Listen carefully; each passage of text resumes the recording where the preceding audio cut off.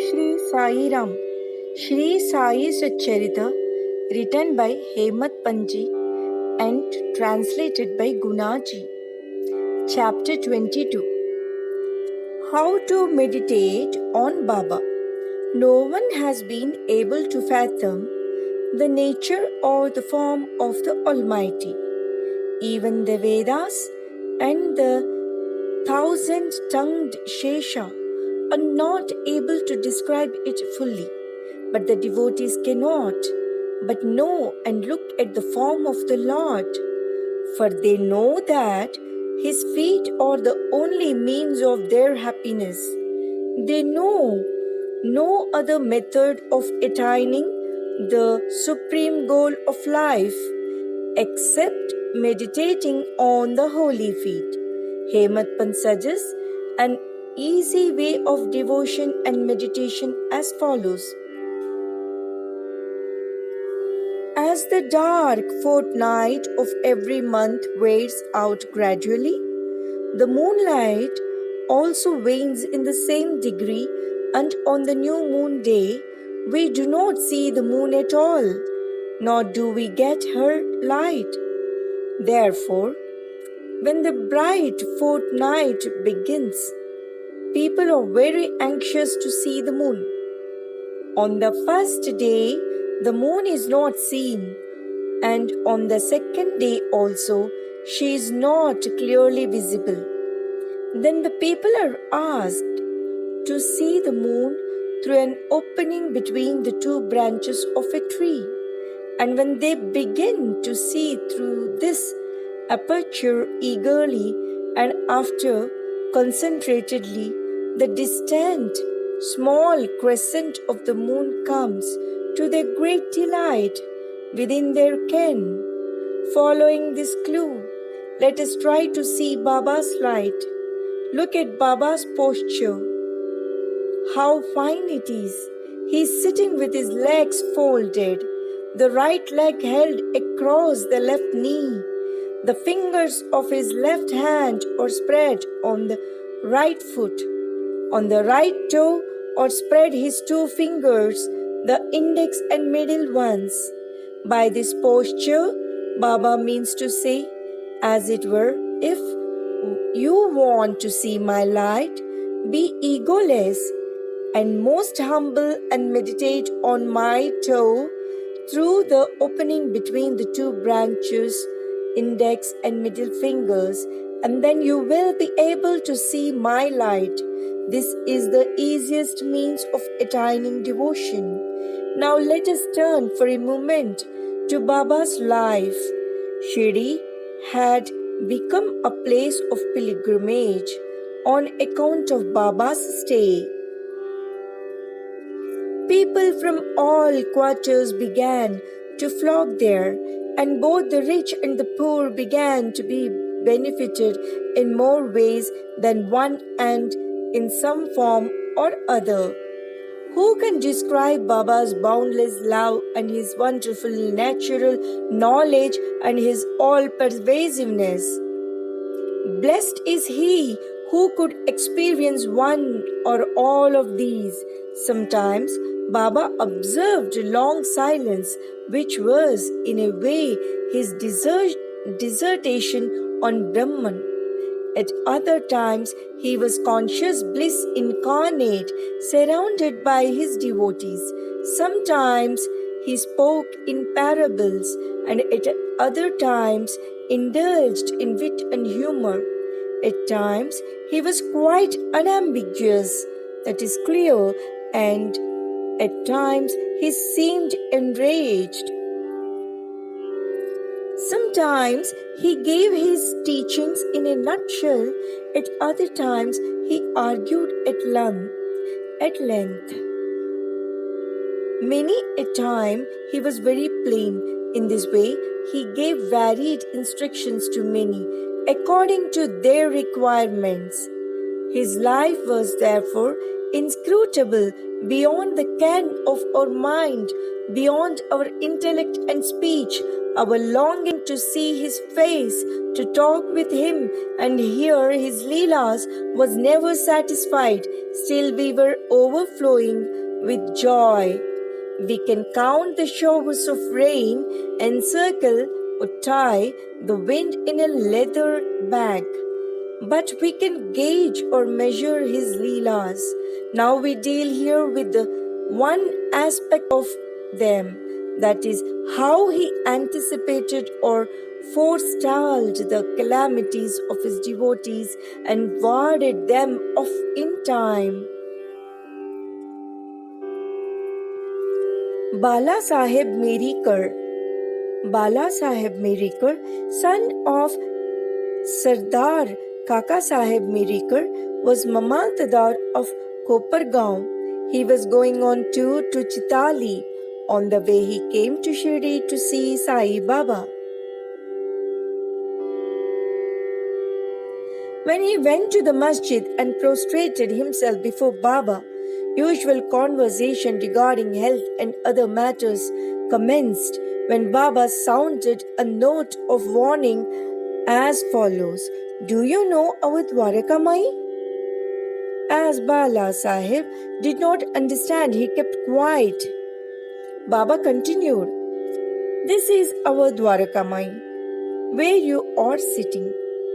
She wards off all dangers and anxieties of the children who sit on her lap. This Masjid Mai, that is its presiding deity, is very merciful. She is the mother of the simple devotees whom she will save in calamities. Once a person sits on her lap, all his troubles are over. He who rests in her shade gets bliss." Then Baba gave him Udi and placed his protecting hand on his head.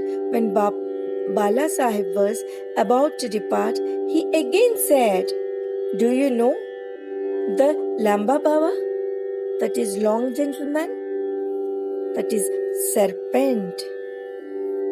And then closing the left arm like fist, he brought it near the right elbow, and moving his left arm like the hood of a serpent, he said, "He is so terrible, but what can he do to the children of Dwaraka Mai? When the Dwaraka Mai, that is its presiding deity, protects, what can the serpent do?" All who were present there were curious to know the meaning of all this and its reference to Merikar, but none had the courage to ask Baba about this. Then Bala Sahib saluted Baba and left the masjid with Shama. Baba called Shama back and asked him to accompany Bala Sahib and enjoy the Chitali trip. Shama came to Bala Sahib and told him that he would go with him according to Baba's wish. Bala Sahib replied that he need not come as it would be inconvenient. Sharma returned to Baba and told him what Bala Sahib said to him. Baba said, "All right, do not go. We should mean well and do well. Whatever is destined to happen will happen."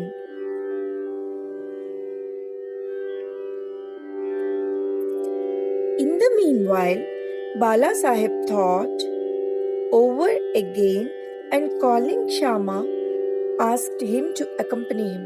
Then Shama going again to Baba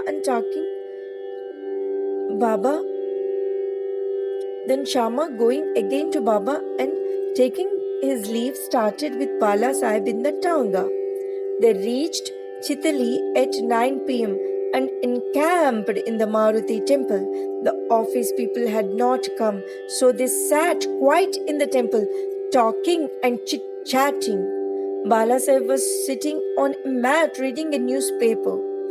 His Uparani, that is upper dhotra, was spread across his waist, and on a part of it a snake was sitting unobserved. It began to move with a rustling sound which was heard by the peon. He brought a lantern, saw the snake, and raised an alarm. Serpent, serpent! Bala Sahib was frightened and began to quiver. Shama was also amazed. Then he and others moved noiselessly and took sticks and clubs in their hands. The snake got down slowly from the waist and it moved away from Bala Sahib. It was immediately done to death. Thus, this calamity which was prophesied by Baba was averted and Bala Sahib's love for Baba was deeply confirmed. Bapu Sahib Bhuti. A great astrologer named Nana Sahib Dengale told one day Bapu Sahib Bhuti, who was then in Shirdi, "Today is an inauspicious day for you. There is a danger to your life." This made Bapu Sahib restless. When they, as usual, came to masjid, Baba said to Baba Sahib, Baba said to Bapu Sahib, "What does this Nana say? He foretells death for you." "Well, you need not be afraid. Tell him boldly. Let us see how death kills." Then later in the evening, Bapu Sahib went to his privy for easing himself where he saw a snake. His servant saw it and lifted a stone to strike at it. Bapu Sahib asked him to get a big stick. But before the servant returned with the stick, the snake was seen moving away and soon disappeared. Bapu Sahib remembered with joy Baba's words of fearlessness.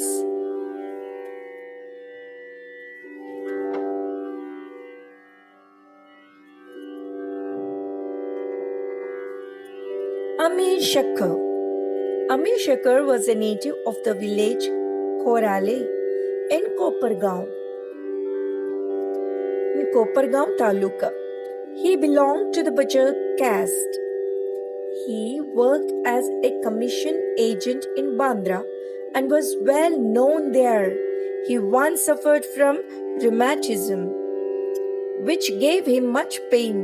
He was then reminded of God, and so he left his business and went to Shirdi and prayed to Baba to relieve him from his malady. Baba then stationed him in the Chavadi, which was then a damp, unhealthy place, unfit for such a patient. Any other place in the village or Korale itself would have been better for Amir. But Baba's word was the deciding factor and the chief medicine. Baba did not allow him to come to the masjid, but fixed him in the Chavadi, where he got very great advantage. Baba passed via Chavadi every morning and evening, and every alternate day Baba went to the Chavadi in a procession and slept there. So Amir got Baba's contact very often easily.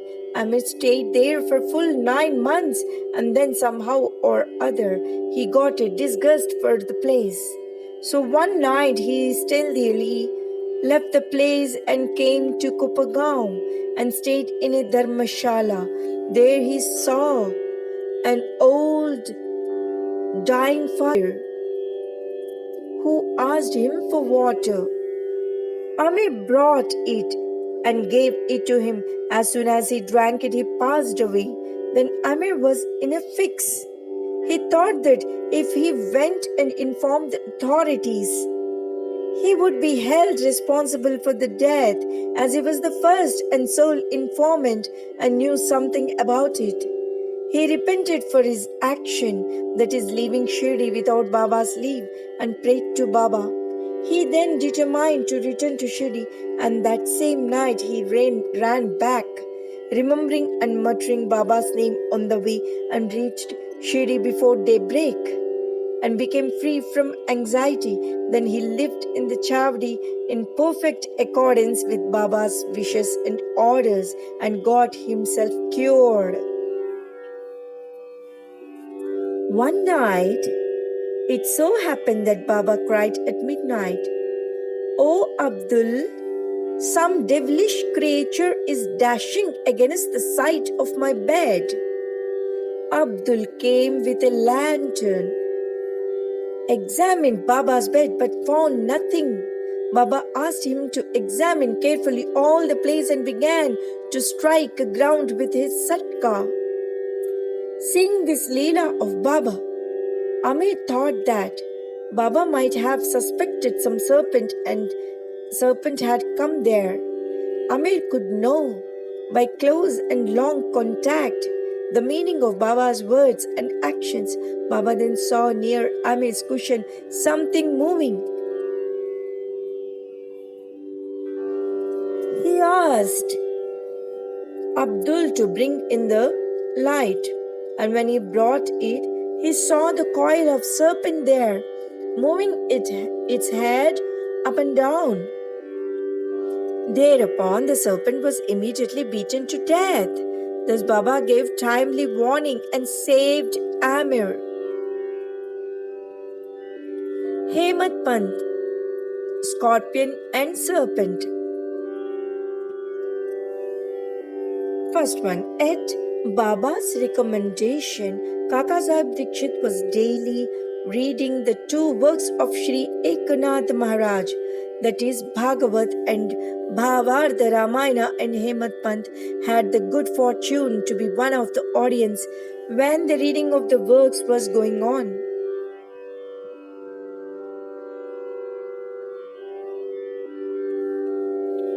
Once when a portion from the Ramayana relating to Hanuman's testing Rama's greatness according to his mother's instructions was being read, all the listeners were spellbound. Hemadpantji was one of them, a big scorpion, that is, none knew where it came from, jumped and sat on the right shoulder of Hemadpantji on his uparani, that is, upper dhotar.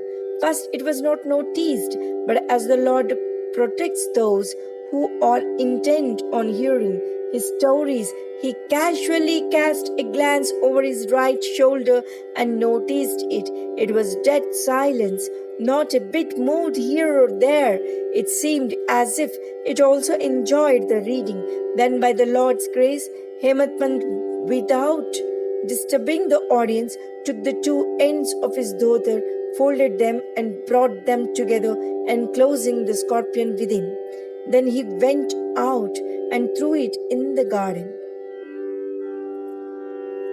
Second one, on another occasion, some persons were sitting in the upper floor of Kaka Sahib's Wada just before nightfall, when a serpent crept through a hole in the window frame and sat coiled up. A light was brought. Though it was first dazzled, yet it sat still and only moved its head up and down. Then many persons rushed there with sticks and cudgels. But as it sat in an awkward place, no blow could be dealt. But hearing the noises of men, the serpent went out hastily through the same hole. Then all the persons there felt relieved. Baba's opinion. One devotee named Muktaram then said that it was good that the poor creature escaped. Hemadpantji challenged him, saying that serpents should better be killed. There was a hot discussion between them, the former contending that serpents and such creatures should not be killed, the latter that they should be. As night came on, the discussion came to an end, without any decision being arrived at. Next day, the question was referred to Baba, who gave his settled opinion as follows: God lives in all beings and creatures, whether they be serpents or scorpions. He is the great wide puller of the world, and all beings, serpents, scorpions, etc., obey his command unless he will it. Nobody can do any harm to others. The world is all dependent on him, and no one is independent. So we should take pity and love all creatures. Leave off adventurous fights and killing and be patient. The Lord, that is God, is the protector of all. Bow to Shri Sai. Peace be to all. Om Shri Sai Ram.